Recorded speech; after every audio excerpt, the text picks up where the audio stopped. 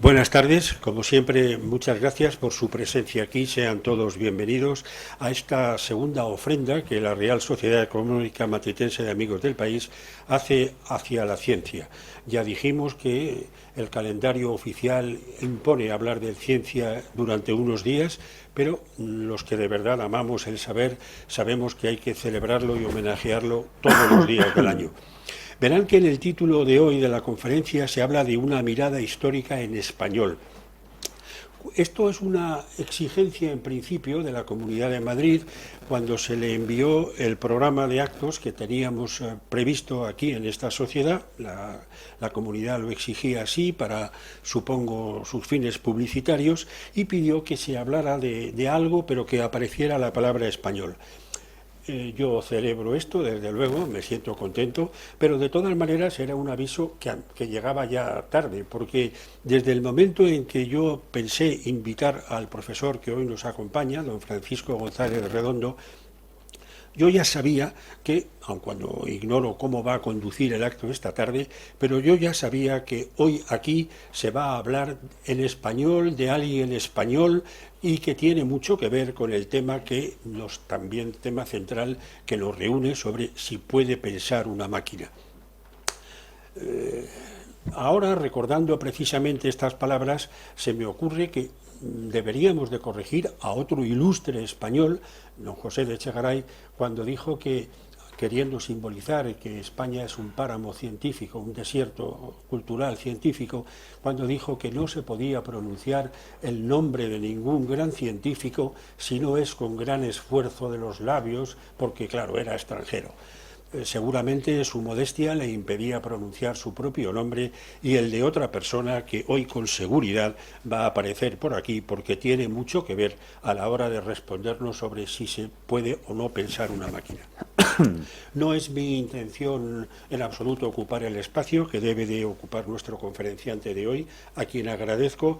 Yo ya sabía que cuanto que le propusiera venir iba a decir que sí, pero es un hombre ocupado, es un hombre solicitado, como verán por su resumido currículum, y yo le agradezco, profesor González Redondo, su amabilidad por acceder inmediatamente aquí y tratar de continuar con el tema que ayer el profesor Díaz Domínguez abrió sobre si las máquinas pueden sentir o no sentir. Veremos. Yo particularmente, como me expresé ayer, creo que las máquinas, que la ciencia siempre será un alivio mucho más que un vehículo de terror. El profesor González Redondo es doctor en Matemáticas por la Universidad Politécnica de Madrid y doctor en Filosofía por la Complutense de Madrid. Es profesor titular de Historia de la Ciencia en la Facultad de Educación de la Universidad Complutense. Ha escrito y coordinado más de 40 libros. Ha impartido 430, bueno, ya serían como mínimo 31 conferencias y 70 y tantos seminarios en diversos países, como por ejemplo Alemania, Dinamarca, Reino Unido, Suecia, Suiza y por supuesto aquí también en España. En 2016 recibió de manos de Su Alteza Real el Duque de Edimburgo el premio del Instituto de la Navegación Real del Reino Unido a la mejor conferencia sobre historia de la navegación. Es comisario de 114 exposiciones sobre historia de la ciencia, medalla de la Universidad Complutense, máxima autoridad en la figura de, lo siento, se me va a escapar el personaje, Leonardo Torres Quevedo, de esto seguro que nos va a hablar, y es vocal de la Asociación Española para el Avance de la Ciencia. En una palabra, yo no sé cuando terminemos si sabremos con seguridad si puede o no pensar una máquina, pero de lo que sí estoy seguro es de que todos ustedes agradecerán el que nos hayamos reunido aquí hoy para seguir la palabra del profesor González de Redondo, a quien le agradezco su presencia. Y ya solamente termino con el recordatorio que suele ser habitual en esta casa, y es que no se les olvide encender sus teléfonos móviles cuando hayamos terminado. Muchas gracias y bienvenidos. Bueno. Pues parece que nos han puesto tarea. Con esta presentación va a haber que dar la talla y además va a haber que enlazar con la conferencia de ayer del profesor Díaz Domínguez y si fuese posible, que no lo parece por el título, que obedezcamos y hablemos de ¿puede pensar una máquina? Y que además lo hagamos en español. Y si no es por imperativo de la Comunidad de Madrid, sino porque tenga contenido la conferencia, pues mejor que mejor. Pero en principio la cosa pinta mal para el subtítulo, porque claro, ¿a quién se le ocurrió hacer esa pregunta? ¿Puede pensar una máquina? Pues fue Alan Turing, y ese no es español, ¿verdad? En principio, esa pregunta no la formuló tal cual, la presentó al Comité de Física del Reino Unido, en Londres, en 1947, y el informe, ya escrito, pues apareció en 1948, y básicamente pues lo que se proponía, y allí propuso a las máximas autoridades británicas después de la guerra, pues era investigar la cuestión de si es posible que las máquinas puedan mostrar un comportamiento inteligente, lo estáis leyendo en inglés, ¿no? Y entonces él explicaba en qué podría consistir todo ese mundo. Pero claro, animado por el esfuerzo que había hecho, dijo, esto vamos a publicarlo en una revista, pero no en principio en una revista propiamente físico-matemática o ingenieril, sino en una revista más bien de psicología, Mind, filosofía y psicología. Y el artículo lo llamó Computing Machinery and Intelligence, máquinas de calcular e inteligencia. Y empezaba con una pregunta. En realidad el apartado lo titulaba El Imitation Game, como anunciando ya de qué iba a ir lo que venía a continuación. Pero el título no era Imitation Game, era Inteligencia y máquinas de calcular. Y proponía una pregunta, ¿pueden las máquinas pensar? Pero rápidamente, después de esa pregunta, venía a decir, es que yo no sé lo que es una máquina, no puedo definir qué es una máquina. Es más, si no puedo definir qué es una máquina, no puedo definir qué es que una máquina piense. Entonces podemos hacer una encuesta, a ver qué opinan los científicos, pero tampoco se van a poner de acuerdo. De modo que vamos a dejarnos de intentar responder a esa pregunta que parece que no tiene solución en 1950 y la vamos a cambiar por el Imitation Game. Bueno, eso está muy bien, pero parece un poco como que no nos convence, ¿no? Y entonces, mirando hacia atrás, en la historia, porque yo voy a empezar camino hacia atrás, donde terminó el profesor Díaz ayer, encontramos un manuscrito que se titula Ensayos de Automática.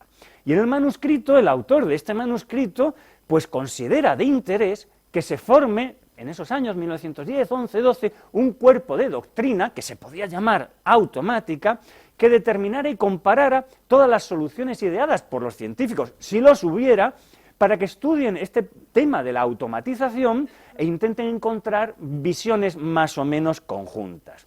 Y adelantaba una frase maravillosa.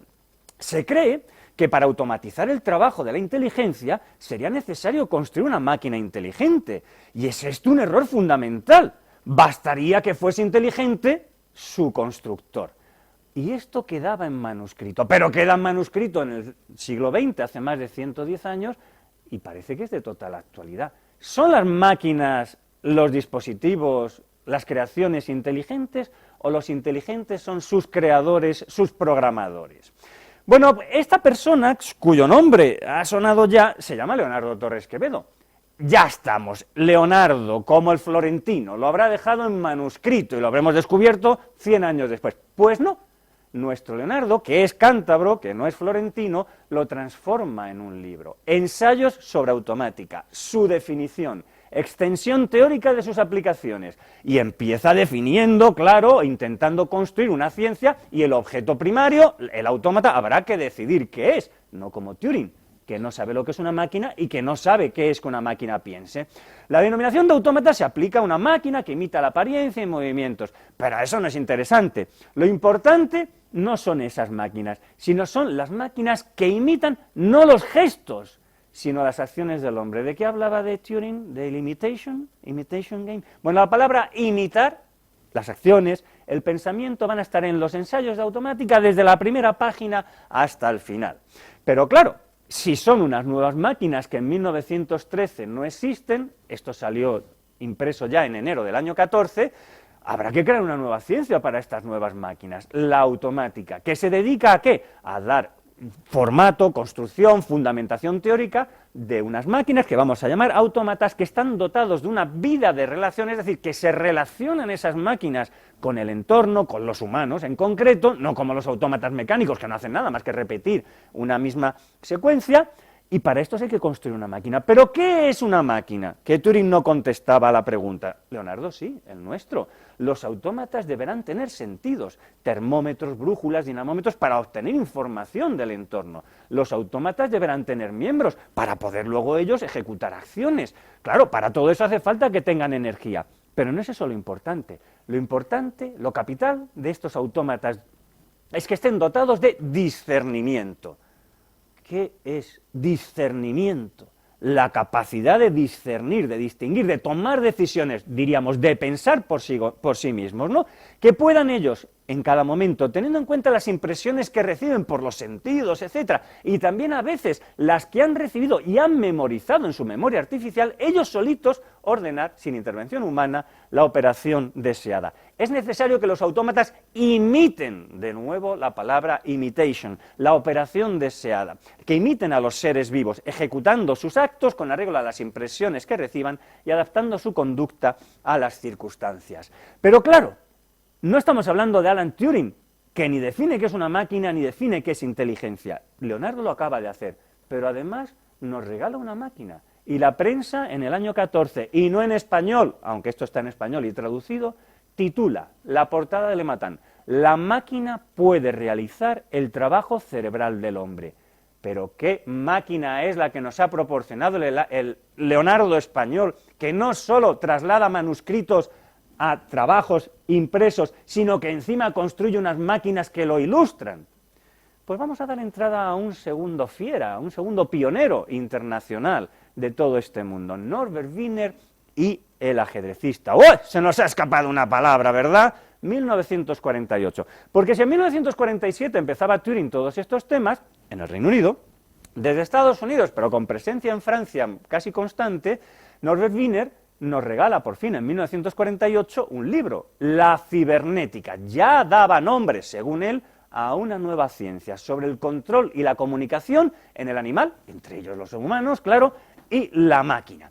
Y nos aclaraba: llevo 10 años con todo un grupo de científicos pensando en Estados Unidos, en México, sobre qué tenemos que hacer, y hemos creado una nueva ciencia, la cibernética. ¿Y qué trata la cibernética? Bueno, pues tenemos que hablar del tiempo, tenemos que hablar de matemáticas, de mecánica y sobre todo de información y de comunicación, de feedback, de máquinas de calcular y el sistema nervioso para intentar encontrar las relaciones entre lo artificial y lo natural, cibernética y psicopatología, si podemos aplicar todo esto en medicina, y terminamos con información, lenguaje y sociedad. Y para terminar, dice: existe una cuestión, bueno, lo pongo en castellano por si alguien no sabe, porque está traducido, hay una cuestión que realmente pertenece a este último capítulo, aunque de ninguna manera presenta una culminación de sus argumentos. Es la cuestión de si es posible construir una máquina jugadora de ajedrez, y si esta habilidad representa una diferencia esencial entre las posibilidades de la máquina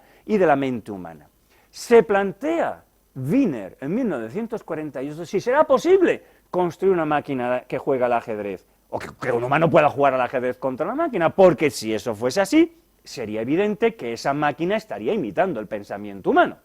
Bueno, el impacto, sobre todo en Francia, en Europa, de la cibernética, pues fue total. Le Monde pues publica inmediatamente un artículo: ha nacido una nueva ciencia, la cibernética, la máquina que gobernará, etcétera, etcétera, la manipulación mecánica de las relaciones humanas. Es decir, ya tenemos un mundo. Y entonces, ¿qué hacen las autoridades francesas? Convocar el primer Congreso Mundial de todo este mundo.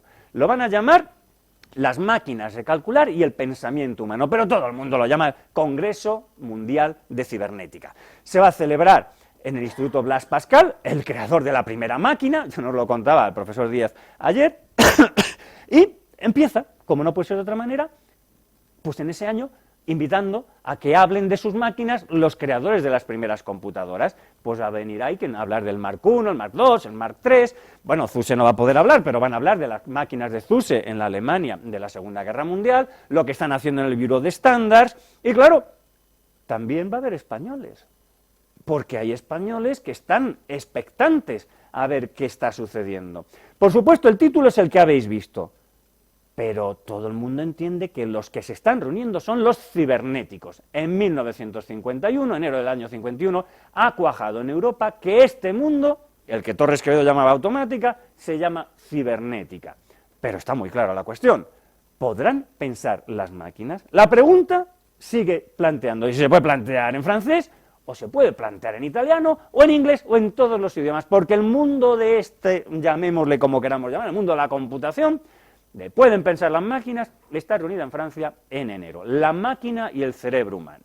Bueno, pues allí hay españoles variados, por ejemplo, don Pedro Puchadam, porque hay un fundamento, como muy bien nos decían ayer, matemático. Entonces hace falta esa fundamentación para tener allí a los matemáticos que proporcionen las herramientas matemáticas a luego lo que llamaríamos hoy informáticos, ¿verdad? Entre los asistentes, pues tenemos a Tomás Rodríguez Bachiller, otro matemático importante, tenemos a Ángel González del Valle, que está en el CSIC, con todos estos temas, a un jovencito, José García Santes Mases, que tenemos su museo en la Facultad de Informática de la Complutense, a Fernando Lorente de No, que está en Estados Unidos trabajando en todos estos temas, pero no deja de ser español, y al ya citado Pedro Puchadam.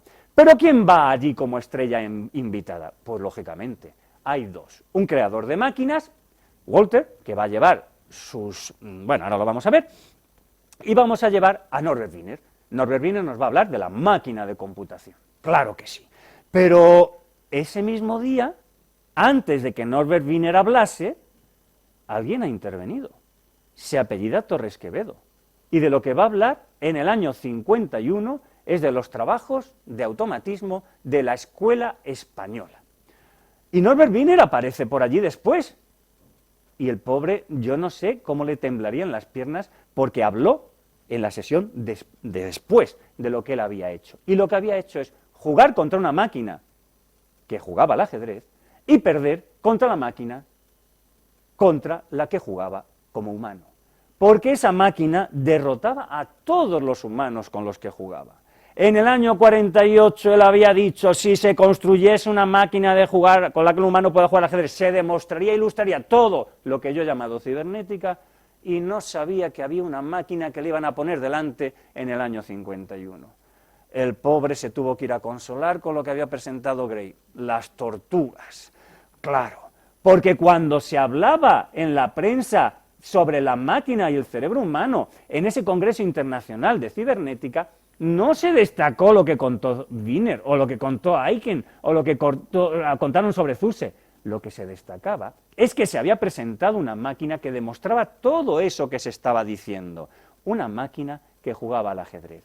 Y cuando Cervelli Tartakower, gran maestro ruso, ucraniano, francés, porque vivía en Francia, juega al ajedrez contra la máquina, es derrotado. Un gran maestro es derrotado. Yo no sé para qué se atreve, no debía saber qué es lo que le iba a pasar, porque sufrir esa humillación, la primera máquina que juega al ajedrez, no esperar a que pierda Kasparov en los años 80, no, ya pierde contra un robot que juega y gana. Ese es el Congreso de Cibernética y el éxito internacional de un español allí en el Congreso de Cibernética, Torres Quevedo Leonardo. Y lo tenemos en sueco, lo tenemos en inglés, en francés, en alemán. Todo el mundo se entera. Y cuando llega a Estados Unidos la noticia, hasta se destaca por decir algo distinto. La máquina se enfada como quieras hacerle trampa, porque detecta las trampas y se desconecta ella sola si se las quieres hacer, porque entiende las reglas del juego. Hasta en España se enteran. Y lo titula así ABC, la era de los robots. La era de los robots, que es española.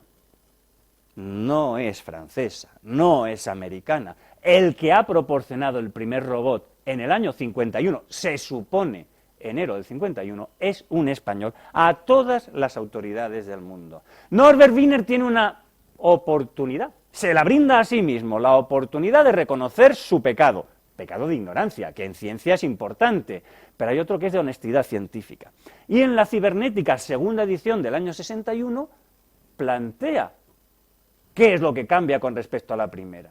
Cuando escribí la primera edición de la cibernética hace unos 13 años, bueno, tuve unos hándicaps, ignorancia entre otras cosas, y bueno, tuve algunos errores tipográficos desafortunados y algunos errores de contenidos. Uno pensaría que lo siguiente que va a poner es, no sabía que existía el ajedrecista de Torres Quevedo, pido perdón y rindo homenaje a Leonardo. No, lo único que va a hacer es eliminar el apéndice donde había dicho que todo esto quedaría ilustrado, y se calla, como si no hubiese sufrido la humillación que sufrió contra esta máquina. Porque esa máquina que funcionó hasta el año 1978, y el último que derrotó fue a Juan Carlos I, jovencito rey de España entonces, es la segunda, que se presentó por primera vez en 1923 en Salamanca, que está en el Museo Torres Quevedo de la Universidad Politécnica de Madrid. Pero si decimos que es la segunda, es porque hay una primera.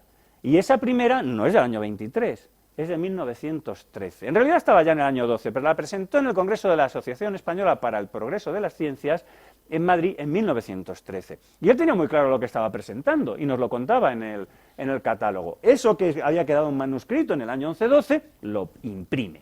Convendría estudiar sistemáticamente los procedimientos de automatización, usuales o los posibles, constituyendo una ciencia, un cuerpo de doctrina que no existe en 1913, que podemos llamar automática. Wiener lo llamará cibernética, el cual sería de gran interés para la construcción de máquinas en general y sobre todo para máquinas de calcular.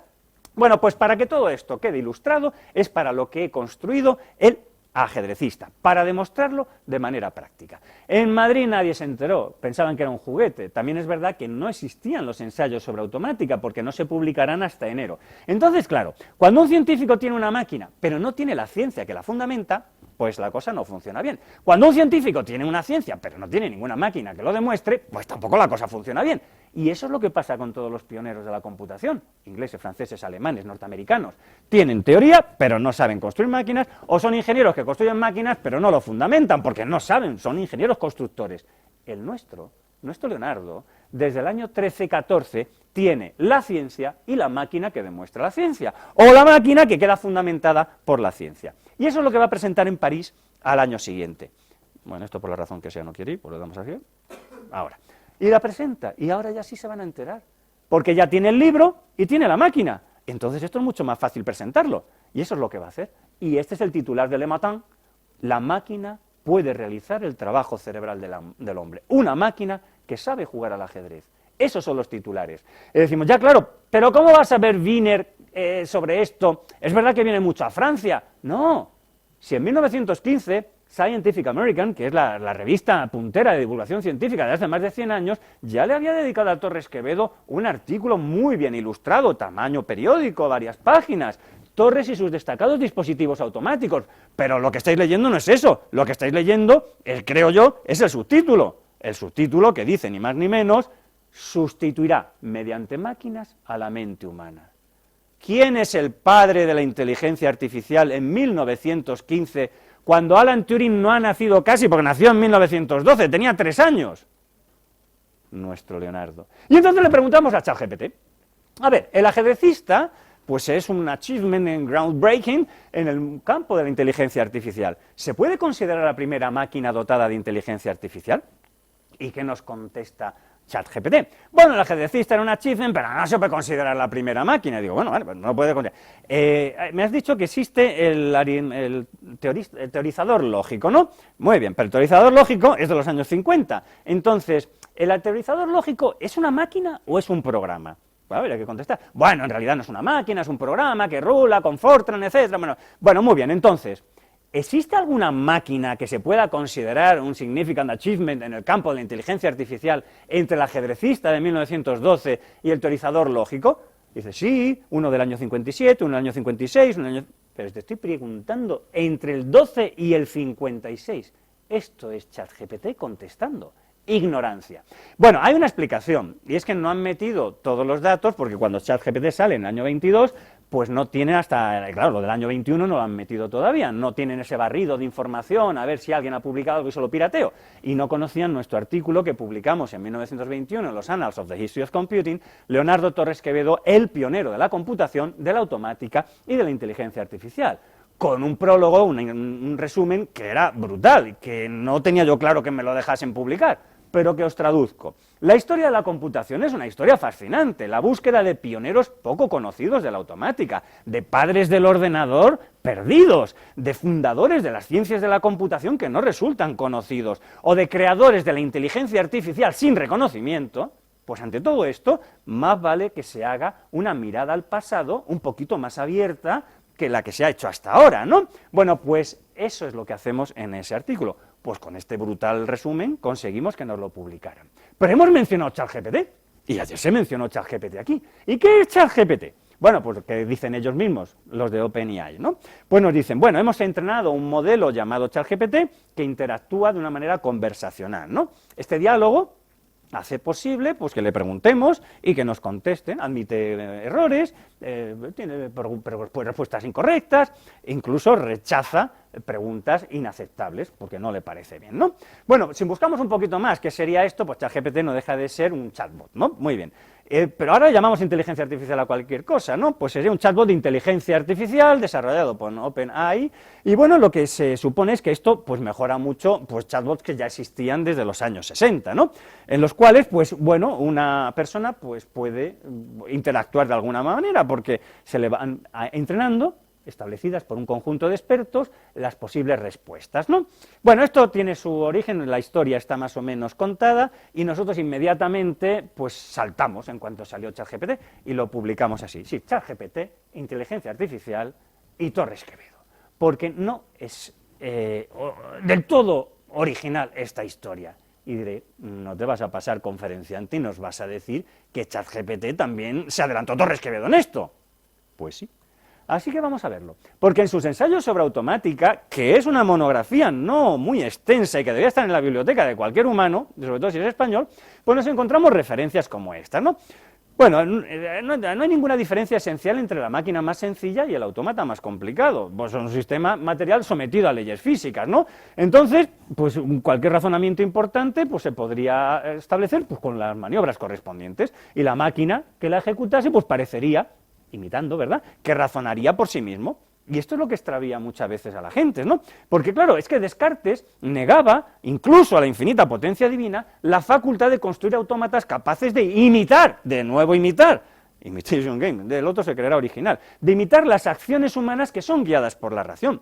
Por ejemplo, un autómata que pueda emplear palabras ni otros signos para responder al sentido de todo lo que se diga en su presencia, como los hombres más atontados pueden hacerlo, ¿no? Bueno, es verdad que Descartes podría admitir que un autómata podría hablar, pero como los mecánicos puede digerir o puede hacer cuacuá o lo que sea, ¿no? Pero no concibe que lo pueda hacer razonablemente. Pues él da una solución. Imaginemos una máquina, como los esquemas que va a poner, pero que en vez de 2, 3 conmutadores, le ponemos miles o millones. Claro, entonces, si hace falta, en vez de 3 o 4 posiciones diferentes, que es la máquina que pone en sus ensayos, pues cada conmutador tenga una posición correspondiente para cada uno de los signos. Letras, cifras, signos. Se comprende perfectamente que se puede, valiéndose de todos estos conmutadores, millones, escribir una frase cualquiera, y hasta un discurso más o menos largo. Esto dependerá del número de conmutadores que se disponga. Podemos suponer que se dispare un fonógrafo sobre el cual se haya inscrita la respuesta a la pregunta que ha provocado su movimiento, y de este modo tendríamos un autómata, claro, con miles de millones, lo que sea, de contactos, etcétera, que podría estar manteniendo una conversación aparentemente inteligente. Ciertamente, el estudio preliminar de todas las preguntas posibles, la redacción de todas las posibles respuestas, la construcción de una máquina semejante, no sería una cosa sencilla. Pero bueno, tampoco sería mucho más complicado que pretender construir una máquina que imitase todos los órganos de un individuo, por ejemplo, un mono, aparato digestivo, aparato reproductor, etcétera. Y se está suponiendo que eso lo podemos hacer, ¿no? Pensó sin duda Descartes que el autómata, para responder razonablemente, como hace ChatGPT, tendría que ser el autómata el que hiciera el razonamiento. ¡Que no! Que el que ha programado, diríamos hoy, el que ha construido la máquina, dice Leonardo en 1913-14, es el que ha pensado por adelantado. Este es nuestro Leonardo. Claro, cuando vemos en qué consiste ChatGPT decimos, hombre, está claro que no ha creado Leonardo ChatGPT, pero lo ha adelantado para la tecnología de la época, que es una tecnología de relés, tecnología electromecánica. Pero ha surgido la palabra inteligencia artificial, y está claro que Wiener fracasó, no consiguió que todo este mundo, que hoy llamamos informática, o sea, se llamase cibernética. Es verdad que Torres Quevedo también fracasó, no consiguió que se llamase automática, pero esto caló, y caló en español. Si el Congreso se había celebrado en 1951 y habían ido españoles, esos españoles que fueron a ese Congreso, unos meses después, crearon una revista de cálculo automático, Leonardo, y cibernética, Wiener. Uno de los asistentes, Ángel González del Valle, fue el creador. Y nos lo dice claramente. En realidad, dice él, a la vez que estaba Wiener proponiendo su cibernética, nosotros a ese mundo lo llamábamos la inteligencia de las instalaciones.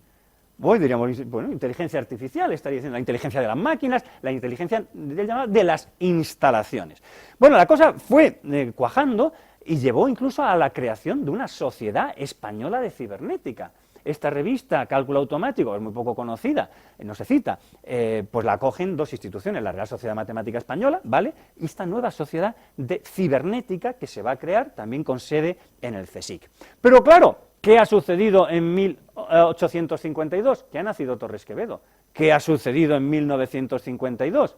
Que se cumple el centenario del fallecimiento de Torres Quevedo. En el primer número importante de 1953, pues le dedican homenaje a Torres Quevedo, esta revista. Claro, sí, estamos haciendo un homenaje. España entera ha rendido este año 53, porque como nació en diciembre, pues claro, no tenía sentido hacerlo en el 52, se hizo al año siguiente, ¿no?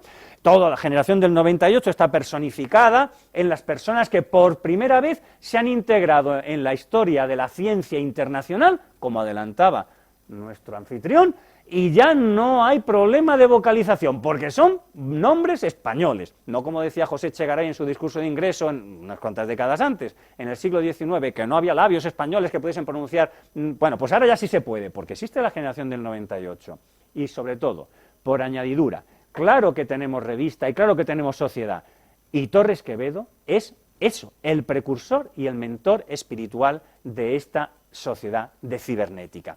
Bueno, ese jovencito que fue al Congreso de París se va a convertir en la referencia nacional, José García Santes Mases, y va a presentar trabajos sobre las máquinas calculadoras modernas y la nueva automática en esos años 50, empezando en Torres Quevedo.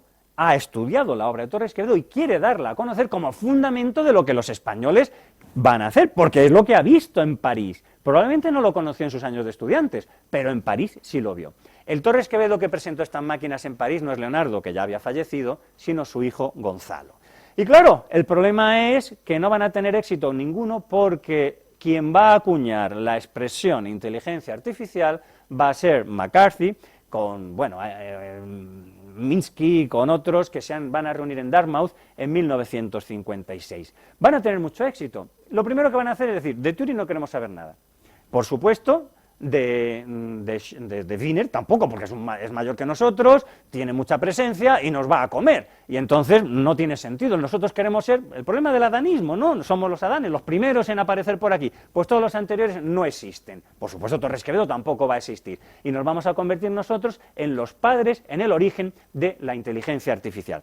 Bueno, pues es verdad, van a tener ese éxito, y cuando García Santes Mases vaya a Estados Unidos a ese congreso internacional sobre la teoría del switching, y vaya a hablar de nuevo a los americanos sobre la obra de Torres Quevedo, pues bueno, pues está muy bien, va a contar, va a reproducir los esquemas de los ensayos sobre automática de Torres Quevedo, pero no va a conseguir que los americanos, estos nuevos adanes, sucesivos adanes, Wiener, Turing, ahora McCarthy, todos estos, entiendan, reconozcan que Torres Quevedo ya se les había adelantado en 4 décadas al menos.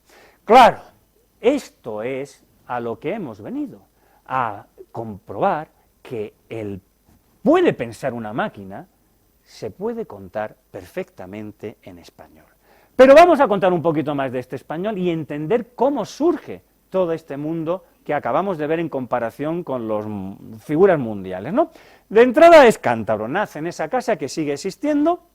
A esa casa se va a retirar cuando acaba la carrera de ingeniero de caminos, y en ese Valle de Iguña natal, donde podéis visitar el museo que tenemos en el colegio Leonardo Torres Quevedo, en la Serna de Iguña, con vuestros hijos, etcétera, porque tenemos todo un proyecto, el Valle de los Inventos, entráis el valledelosinventos.org y reserváis, etcétera, y se retira allí a pensar en sus cosas. También se empareja, también se casa, y en esa casa que ya no existe, pues monta su estudio de ingeniería. Lo primero que va a resolver es un problema de ingeniería civil, caminos aéreos, teleféricos, y lo mismo que pasa en lo que ya habéis visto, los posibles manuscritos y ensayos los va a transformar en patentes, pero en patentes que presenta en España, en Alemania, en Francia, en el Reino Unido, en Suiza, Hungría, en Estados Unidos, en todos los países del mundo, porque esos dibujitos que él también sabe hacer, como Da Vinci, los somete al juicio mundial.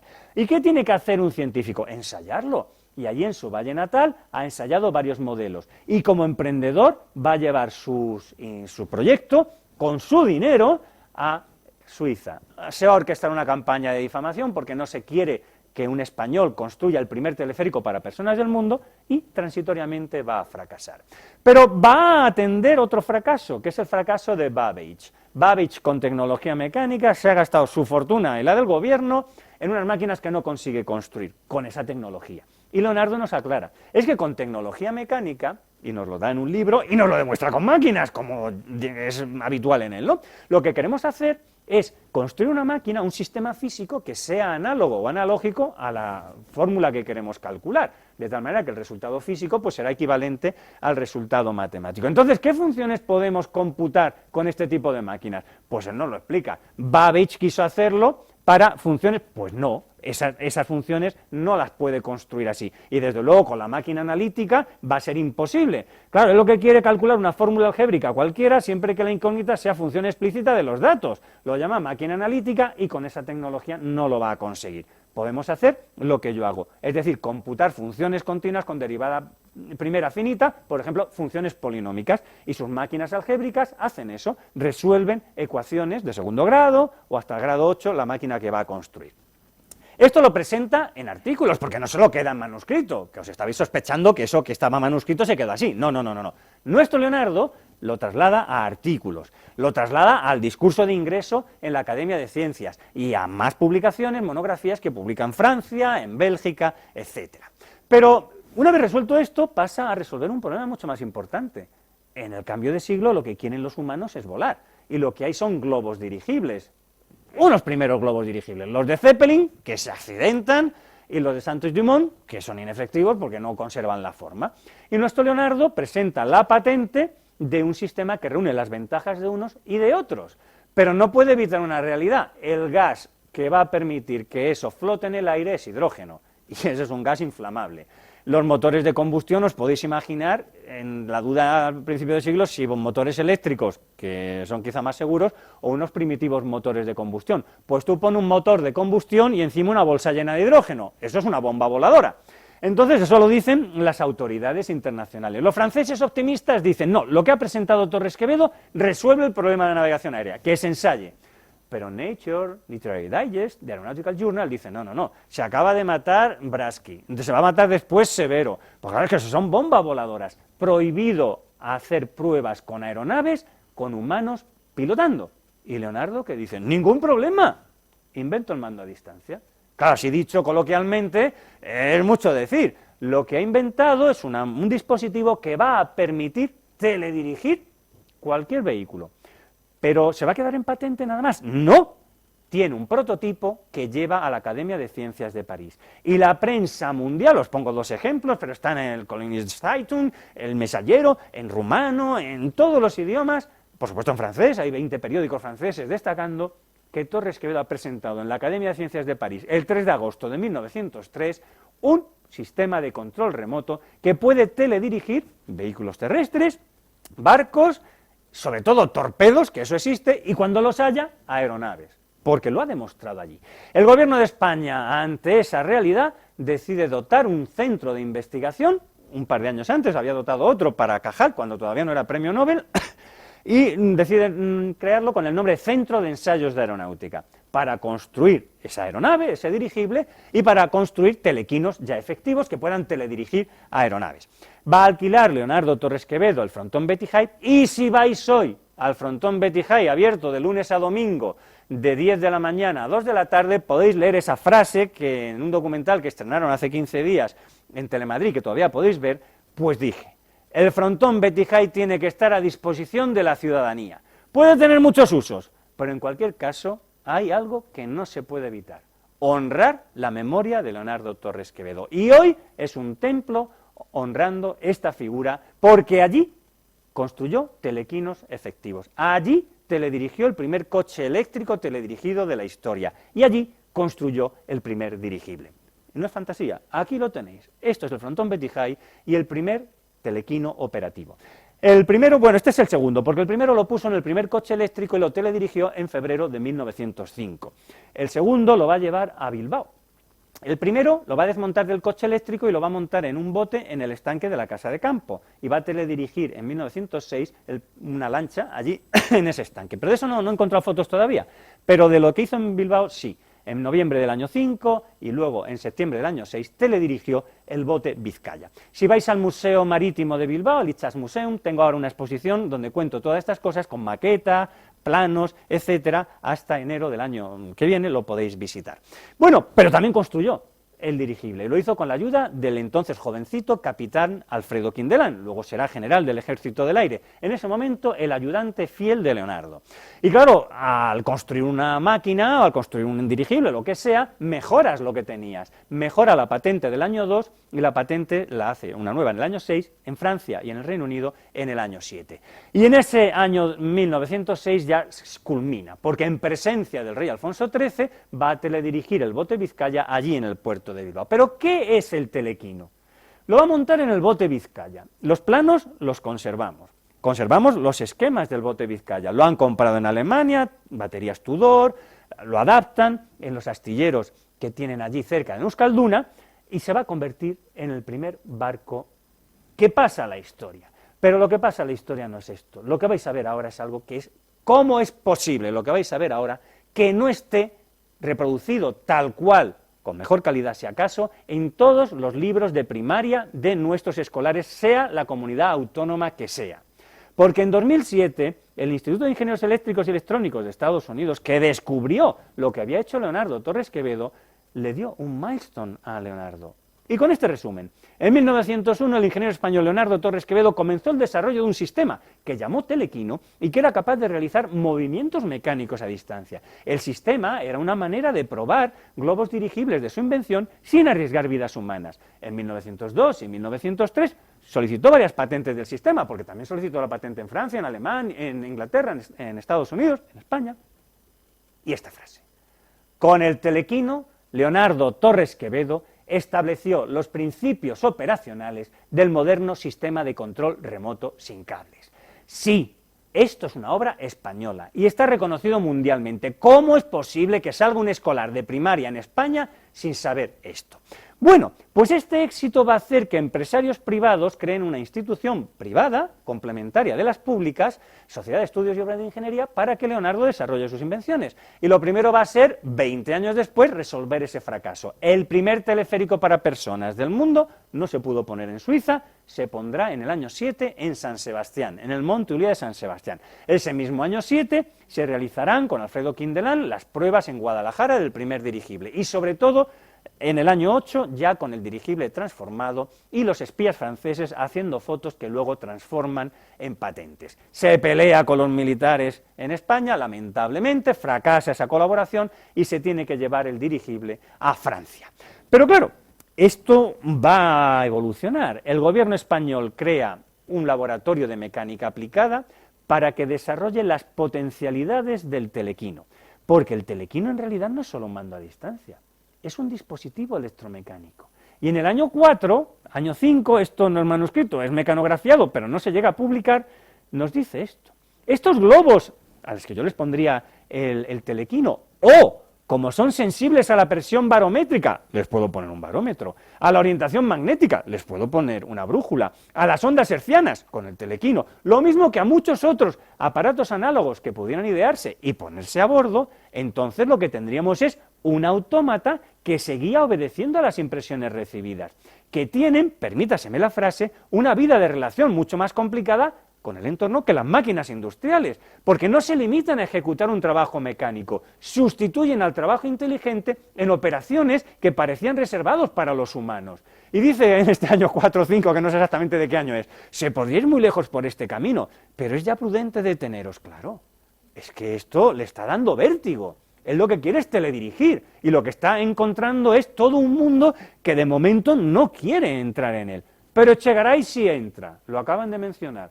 Y en ese año 3 que ha presentado el telequino, ese modelo de telequino en París, nos cuenta en las páginas, creo que era el Heraldo de Madrid, cómo funciona el telequino, con esa prosa que le llevará al premio Nobel, claro, de literatura.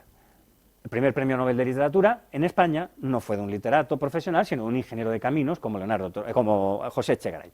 Una sucesión de ondas hertzianas que determinan la corriente y de choques del martillo que la interrumpen constituyen en la telegrafía sin hilo un sistema de señales telegráficas.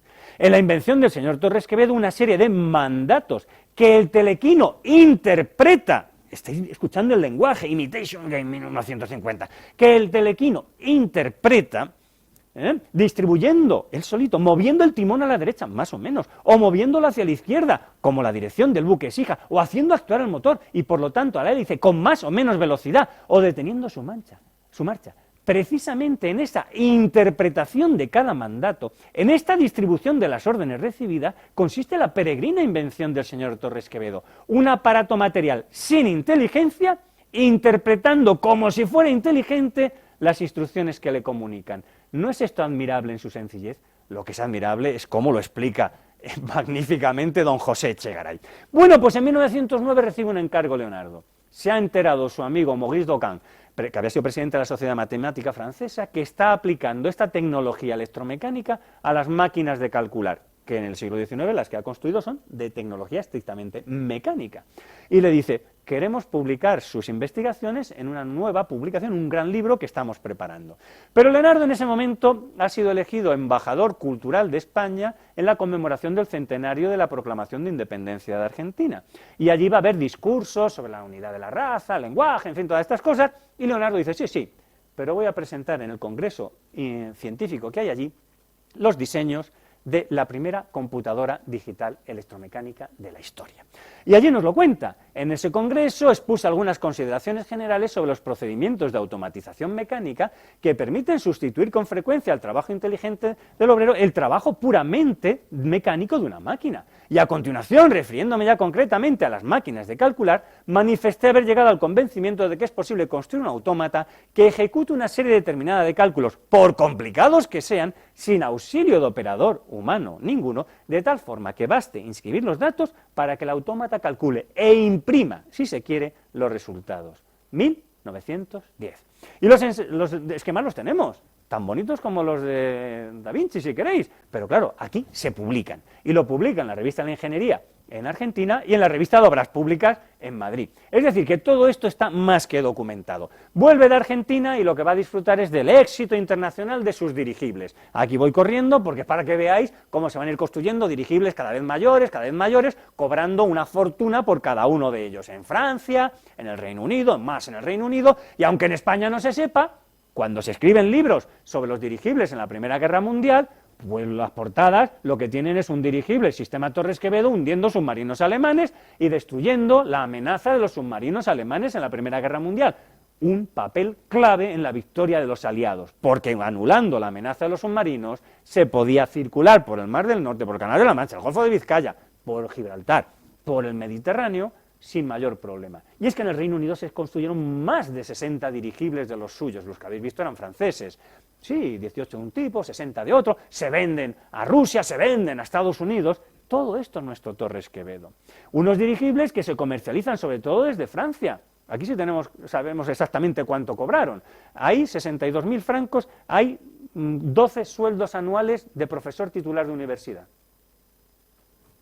Un profesor de universidad en esa época, el profesor titular, cobraba en un año 4.000 pesetas. Franco y peseta están a la par, pues ahí tenéis 62.400 francos de golpe, 80.000 la siguiente serie, 50.000 la siguiente, y así sucesivamente. Dirigibles que se venden a Japón, que se siguen construyendo hasta los años 30. Este es nuestro Leonardo, en el mundo de la aeronáutica. Pero lo que queremos son los ensayos sobre automática.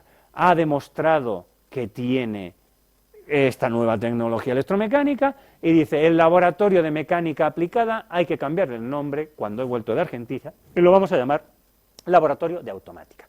Con esos fondos lo que hace es construir ya así la máquina que resuelve ecuaciones de 8 términos, pero esto es con la tecnología anterior. Y en esta transición del laboratorio de mecánica aplicada al laboratorio de automática es donde nos regala este manuscrito que os ponía antes, manuscrito que se transforma en este libro, Ensayos sobre automática.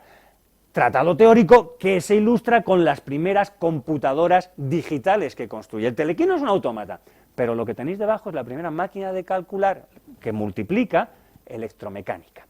Claro, y esto es lo que hace Torres Quevedo en sus ensayos. En sus ensayos no puede meter las máquinas, pero sí puede analizar el fracaso de Babbage con tranquilidad y dar la solución. Babbage ha fracasado porque ha intentado utilizar tecnología mecánica, y no es esa la que hay que utilizar. Hay que construir autómatas con la nueva tecnología electromecánica. ¿Qué ejemplo voy a utilizar? Estos, las máquinas analíticas, y lo que va a poner en sus ensayos es los diseños de la máquina analítica que no ha resuelto Babbage, y ni siquiera con la ayuda de Lady Lovelace, porque aquí tenemos una máquina analítica programable, con tecnología electromecánica, realizable. Bueno, en el artículo este que os he enseñado antes, en los Annals of the History of Computing, tenéis cómo operaría esa máquina programable. Bueno, esto es lo que Leonardo tiene en el año 13. Presenta al ajedrecista que os enseñaba antes, esta es la sala de exposiciones en Madrid, en el año 13, nadie le hace caso, presenta en Francia y ahí ya sí, ahí ya es portada, se publica en distintas revistas y sobre todo prepara el camino para lo que pensabais que no completaría. En el año 10 nos ha regalado los diseños de la primera computadora electromecánica. Incluso él mismo va avanzando sobre si es programable, si no es programable, qué características tiene, y en el año 1920 se convoca un congreso internacional para conmemorar el centenario del aritmómetro mecánico de Tomás de Colmar. ¿Y Leonardo qué lleva? El aritmómetro electromecánico. De nuevo, esto es un capítulo que no está en sus ensayos sobre automática. Tiene la máquina, lleva una nueva teoría, un nuevo capítulo de su ciencia automática. ¿Y qué es el aritmómetro electromecánico? A la derecha tenéis el órgano para introducir datos, estáis viendo el teclado, ¿verdad? También estáis viendo el órgano de salida, la impresora. ¿Y a la izquierda qué tenemos? Bueno, pues el equivalente a la CPU. Desde el teclado mandamos las operaciones que queremos que compute la máquina. En la memoria artificial las memoriza. Cuando le damos al espaciador, que es el intro, retoma de la memoria artificial todas esas órdenes, realiza las operaciones y el solito manda al órgano de salida, a la impresora, a la máquina de escribir, la solución. Claro, ¿qué valoración se merece esto? Pues cuando en el Museo Nacional de las Técnicas de París, en 1990, se organiza una exposición antológica conmemorativa desde la máquina de calcular de Pascal hasta el ordenador, en el capítulo dedicado al ordenador, ayer nos lo aclaraban, los británicos lo llaman computer, nosotros lo llamamos ordenador por influencia francesa, es lo mismo, el computador, el capítulo del ordenador, ¿dónde empieza? Pues en el aritmómetro electromecánico de Torres Quevedo. Y cuando se pone el cuadro allí, esto estaba allí en la exposición, el cuadro general, con todos los artilugios que se han inventado para intentar, pues eso, cálculo artificialmente, amplío el camino que nos interesa. ¿Qué camino lleva a los ordenadores actuales, cuyos primeros representantes se suponen que son el Mark I y el ENIAC? ¿Los fracasos de Babbage ahí arriba? No, lo único que hay entre media es Torres Quevedo, Leonardo Torres Quevedo, 1920. Y le preguntamos a ChatGPT, ¿tú sabes que el aritmómetro electromecánico era una computadora electromecánica creada por Leonardo Torres Quevedo en 1920? Dice, bueno, sí, el aritmómetro electromecánico, conocido como calculadora, pero en realidad no era un general purpose, no era un computador completo programable. Ya lo sabemos, pero ¿tú sabes que esto lo hemos explicado en los Annals of the History of Computing en 2021? Dicen, no, porque no tengo entrenamiento anterior, mi entrenamiento es anterior a 2021, lo que se haya publicado en 2021 para allá no lo conozco todavía. Bueno, los entrenadores de ChatGPT, porque la máquina no piensa, los que piensan son sus programadores, los que educan a la máquina siguen siendo humanos, que podrán montar un programa sobre otro programa y que acaben los programas enseñando, pero al final siempre hay un humano haciendo algún programa, ¿verdad? Pues no lo habían metido todavía, ya no me he perdido tiempo viendo a ver si ya esto está o no está, pero lo que sí está claro es que esto es de nuestro Leonardo Torres Quevedo, ese ajedrecista con el que perdió Wiener, ese ajedrecista con el que perdió Juan Carlos I en 1978 en el Palacio de Cristal, porque no hace distinciones, da lo mismo que seas gran maestro que jugador aficionado, da lo mismo que seas rey que seas plebeyo, vas a perder. Cuando en 1912 presenta por primera vez el ajedrecista en su entorno, no se atreve a presentarlo en público porque a veces no funciona todavía bien y no quiere fracasar. Pero las cartas que se conservan nos sirvieron cuando Google Europa tenía que conmemorar en 2012 un hito en la historia de la computación. que tocaba España, y venían a preguntar, oye, ¿vosotros qué tenéis? Dando por hecho que no teníamos nada. Esto se iba a hacer en la Escuela de Teleco de la Politécnica, y el catedrático, pues, preguntó a mi padre y maestro, oye, a ver, Paco, padre, ¿Torres Quevedo tenía ya algo hecho en el año 12? Y Paco padre le pregunta a Paco hijo, oye, Paco, tú que eres el que maneja la documentación, ¿el ajedrecista estaba ya en 1912? Mirando toda la documentación, vimos que hay cartas de Leonardo a su hijo Gonzalo, diciéndole, ya lo tengo, pero a veces no funciona bien, estoy esperando para mejorar 4 cosas. Le llevamos las cartas a Google Europa. Oye, ¿lo entendieron o no entendieron lo que les explicamos? Porque al día siguiente publicaron en su blog oficial, y sigue publicado, que lo que íbamos a celebrar era el centenario del primer computer game de la historia.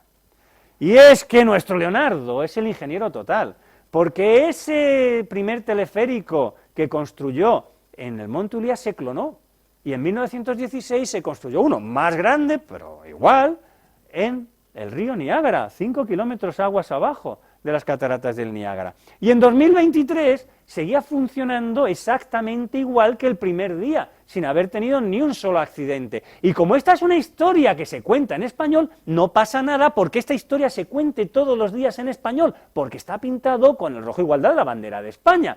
Y es una historia española que sigue surcando los aires y por encima de las aguas de Estados Unidos y de Canadá, todos los días. ¿Por qué pongo 2023? Porque a final de 2023 se cambiaron algunas piezas y pasaron no sé dónde, porque no las he localizado, para decirles, por favor, si han cambiado el arco invento de Torres Quevedo, patentado por Torres Quevedo, mándenlo a España que lo pongamos en algún museo. Pero eso no lo he localizado. Lo que sí sabemos es que en 1991 mi padre y maestro regaló esa placa que estaba allí, que se puso en 1991 al lado de la taquilla, para recordar a Torres Quevedo. El texto en la versión inglesa ya lo escribí yo, y allí se podía leer esta pequeña biografía de Leonardo Torres Quevedo. Bueno, ya sé que os estáis quedando con ganas de que hablemos más, pero os estarán esperando para cenar, así que tenemos que ir terminando. Nuestro Leonardo no se queda en manuscrito. Nuestro Leonardo entendía que había todo un nuevo mundo que merecía un nombre: Automática.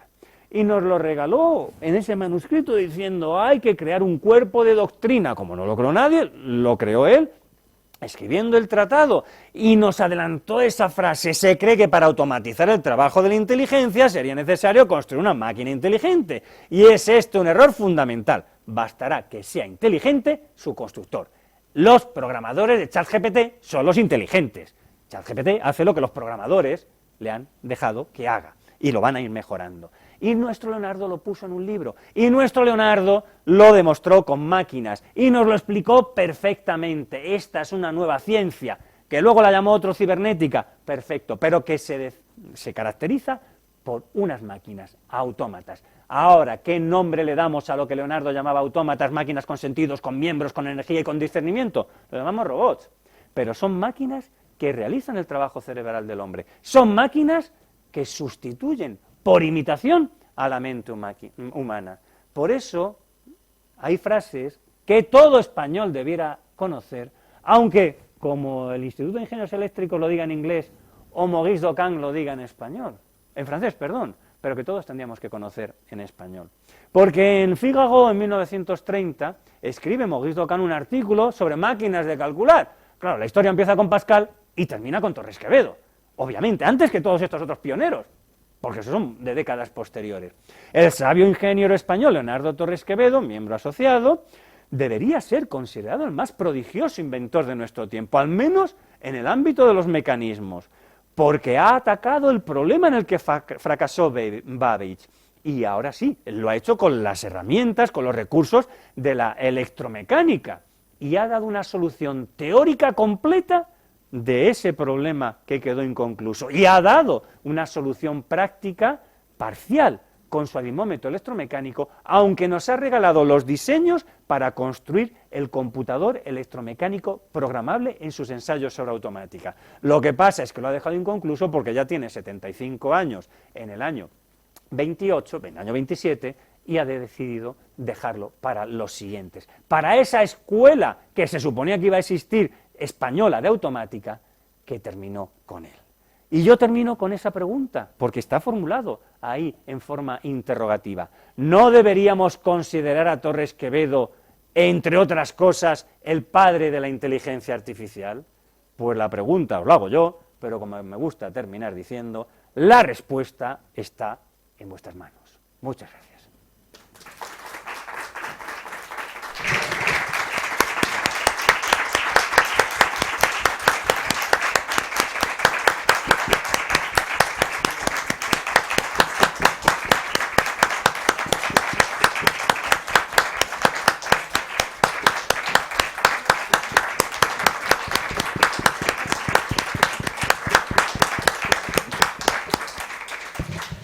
Muchísimas gracias, profesor González.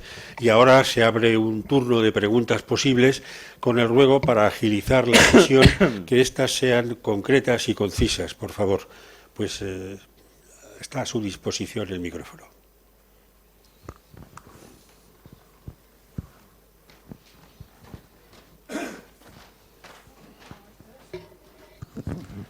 Profesor González, muchísimas gracias por su brillante exposición, que me ha enseñado muchísimas cosas sobre esta persona tan importante y a quien deberíamos reverenciar. Concretamente, me gustaría saber un poco más, pero quizá no sea este el momento, me gustaría saber un poquito más sobre la máquina capaz de resolver ecuaciones, y también algo he leído sobre alguna otra máquina que posibilitaba el cálculo integral. Entonces, bueno, es algo que lo pido como información posterior porque comprendo que ahora pues no es el momento.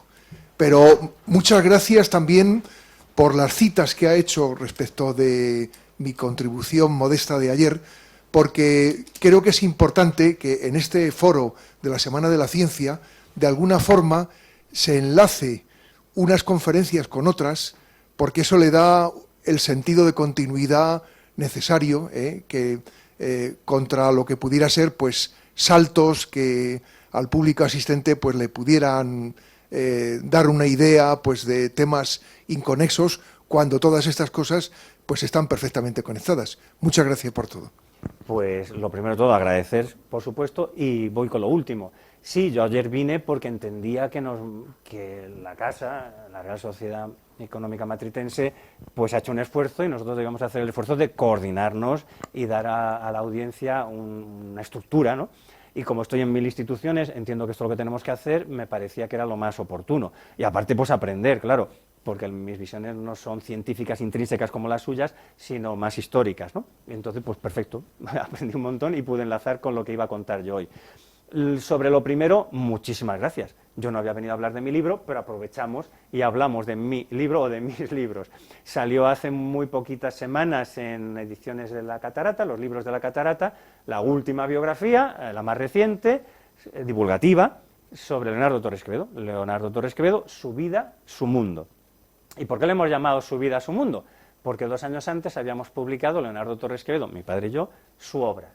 Entonces, el que quiera leer sobre Leonardo Torres Quevedo, pues se puede comprar este último, son 14 euros, o sea que es simbólico, el libro este último que ha salido en Ediciones La Catarata, pero el que quiera leer a Leonardo, se puede comprar el otro. Estamos preparando una segunda edición un poquito ampliada, porque está editado en la editorial Los Cántabros, en Cantabria, y tiene reproducción facsímil a todo color de los trabajos más importantes de Leonardo.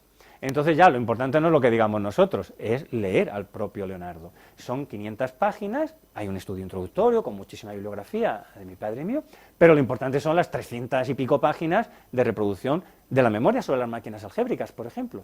Y ahí se puede ver lo que estamos hablando. Pero también están los ensayos sobre automática, y está la patente del dirigible, está el aritmómetro electromecánico. Es decir, toda la obra importante, lo que hemos querido no es quedárnoslo para nosotros, no, que esté reproducida y que cualquier ciudadano lea directamente. Sí, si quiere leer nuestra introducción y nuestra valoración, pues perfecto, por supuesto, pero que lea a Leonardo. Y a ver si de una vez por todas metemos esto en los libros y nos dejamos y entendemos un poco lo que gritó Unamuno. que lo que Unamuno gritó es que estaba harto ya de los que nos achacaban a los españoles nuestra incapacidad para la ciencia. Estaba diciendo eso de Ortega, claro, que decía disparate sobre todos nosotros. Y dice, bueno, pues que ya está bien, pues que inventen ellos. Expresión paradójica a la que no quiero renunciar, porque lo que estaba haciendo era replicar a los que estaban diciendo que no éramos capaces. Que en el siglo XVII, XVIII, XIX tuvimos, bueno, efectivamente, pues a siglos de decadencia. Hombre, pero el siglo XX empezó con Cajal, con Torres Quevedo y con una serie de figuras que no podían olvidarse y que debían mencionarse. Y sobre todo estábamos en un momento de regeneración que llenaría nuestra edad de plata y que nos permite hoy en día pues seguir estando en un nivel, ¿vale? No somos la potencia del siglo XVI, pero pues no estamos para seguir pegándonos, ¿no? Y seguir tirando contra nosotros mismos. Entonces, muchas gracias por eso, porque puedo hablar de los dos libros, que no tenía pensado hablar, pero bueno, se pueden adquirir. Este de 500 páginas no penséis que son 100 euros, creo que son 30, porque no cobramos derecho de autor, si lo que queremos es que todo el mundo lo conozca. Y son 500 páginas a todo color, vamos.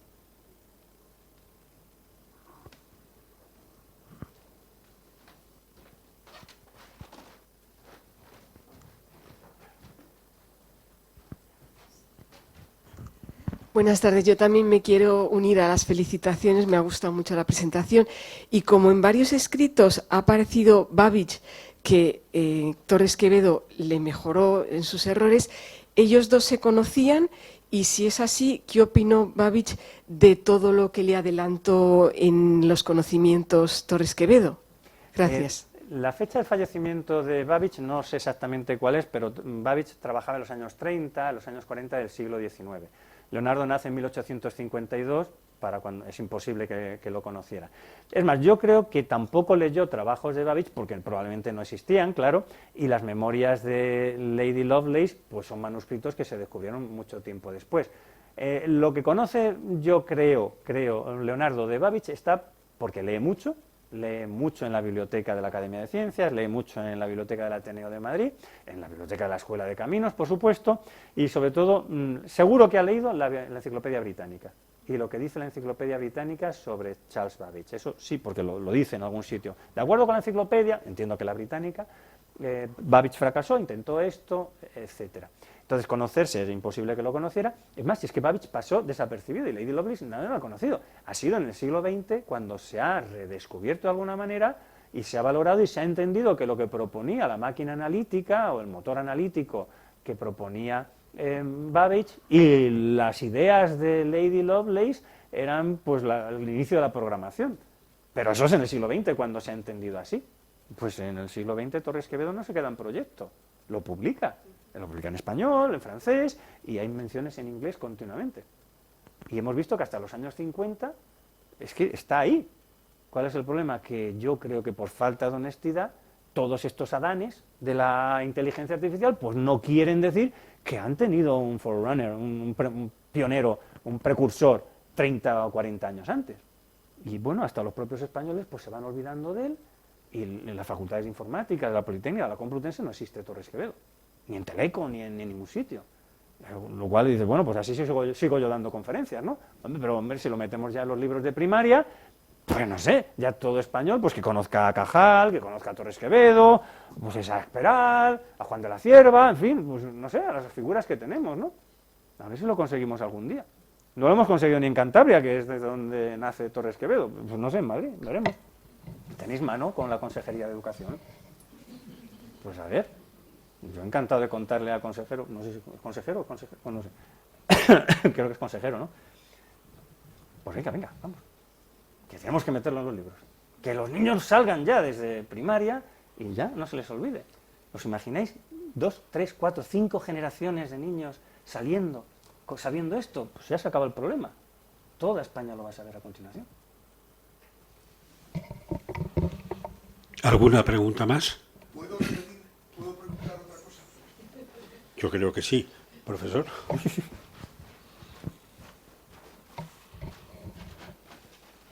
Gracias. He visto en un par de ocasiones una palabra alemana, Gestalt. Entonces, he pensado que quizá, me parece que era a propósito de algo sobre Wiener. Sí.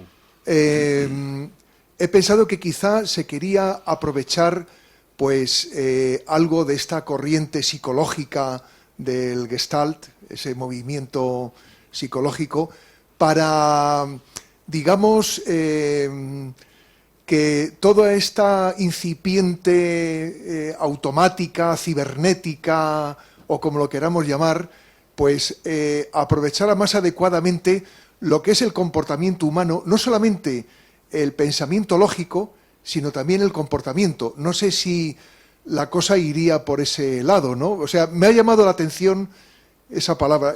Antes lo acabo de ver en alguna... Sí. Bueno, posterior. no es que tenga... no, el anterior, Sí, el sí, anterior. Sí, una que parece unos aquí, índices... aquí. Ahí, sí, Este por es el ahí. índice de la cibernética. El capítulo 6. Sí. He saltado rápidamente a la de psicopatología porque no pretendía solo que fuese algo más o menos filosófico o psicológico, sino que incluso pretendía que su cibernética tuviese utilidad en psiquiatría y, por tanto, en el ámbito médico, al que le daba más importancia todavía que a lo psicológico. Sí, es que el libro en sí, o lo que pretende ser la cibernética, es sobre el control y la comunicación en los animales, sobre todo las personas, es lo que más le interesa, obviamente, y las máquinas, ¿no? Entonces, claro, quiere todo lo que es el mundo de la comunicación, todo el mundo de la psicología, la quiere integrar en su ciencia. Entonces sí, ahí está, pues bueno, también sale Bergson, el tiempo de Bergson en la introducción, o sea, que está todo, el feedback, intenta integrarlo todo.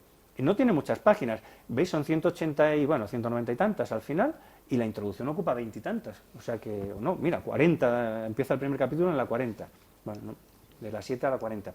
Es decir, que es sintético, es fácil. Esto lo podéis descargar, si miren, navegáis por internet, cibernética, en el archive.org tenéis las dos ediciones, la del 48 y la de 61, y las podéis comparar. Es un buen trabajo, es un trabajo muy ambicioso. Lo que pasa es que no tiene éxito porque hay otros más jóvenes y más poderosos que pues, dicen que cibernética no. En Europa tiene mucho más éxito que en Estados Unidos.